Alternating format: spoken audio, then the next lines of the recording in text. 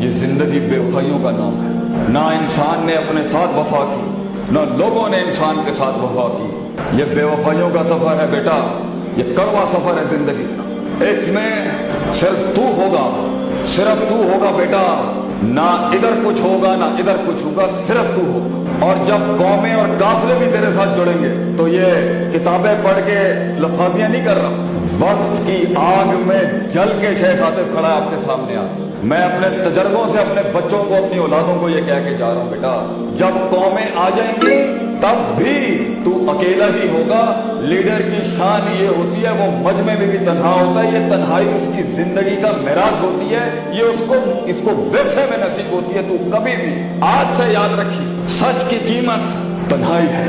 اور جب لوگ بھی تیرے ساتھ ہوں گے اور تو لوگوں کی دلوں کی ایک دھڑکن اور ایک احساس بن چکا ہوگا، تب بھی تنہائی ہو۔ آج تیری تنہائی ہے کیونکہ لوگ تیری آئیڈیا کو اس طرح سے کمپلیمنٹ نہیں کر سکتے، اور کل تیری ایک تنہائی ہوگی، لوگوں کے آگے تو اپنی کمزوری کا اظہار نہیں کر سکتا۔ لیڈر کی قیمت ہی یہ ہے کہ یہ سفر اس کو نظریاتی لحاظ سے، جذباتی لحاظ سے، باطنی لحاظ سے، روحانی لحاظ سے اکیلا کاٹتا ہے۔ اس کے برعکس ایک غلامی ہے جو لوگ ڈیفائن کریں گے تیرے لیے کہ تو یہ ہو جا، جو معاشرہ تیری لمٹ ڈیفائن کرے گا، یہ غلامی ہے۔ جو گھر والے تیری لمٹ اور حدود اور قیود ڈیفائن کریں گے، یہ غلامی ہے۔ When people wanted you to fit into the system، جب لوگوں کی محتاجی ہوتی کہ لوگ مجھے اپریشیٹ کرتے، لوگ مجھے ریکگنائز کرتے، میں نے مان لیں کہ میں کوئی چیز دیکھا، جب لوگ میرے ظاہر کی عبادت کے اندر مشغول ہوتے، سجدہ دیتے لوگ مجھے، اگر اسی میں رہنا ہے اور خوش ہے اس کے اوپر، اب بنا دیا کچھ اپنے آپ کو کاسمیٹک ورژن کے لحاظ سے تو فائن، لیکن کچھ بریڈ اس دنیا میں نہیں بنی بیٹا، کچھ رگوں کے خون وہ غلامی نہیں قبول کر سکتے، کیونکہ man is meant to conquer himself. انسان تو بنا ہے اپنے آپ کو فتح کرنے کے، اور پھر انسان تو بنا ہے دنیا کو فتح کرنے کے، افلاک کے اوپر ایک نام بننے کے لیے، لوگوں کی چلتے ہوئے زندگی کے اندر ان دھڑکنوں میں ایک احساس بننے کے لیے، ان کی ٹھنڈ میں ایک گرمائش بننے کے لیے، اور ان کے گرم ترین حالات کے اندر ان کے کلیجے کی ٹھنڈ بننے کے لیے۔ دو نظریے ہیں زندگی گزارنے کے بیٹا،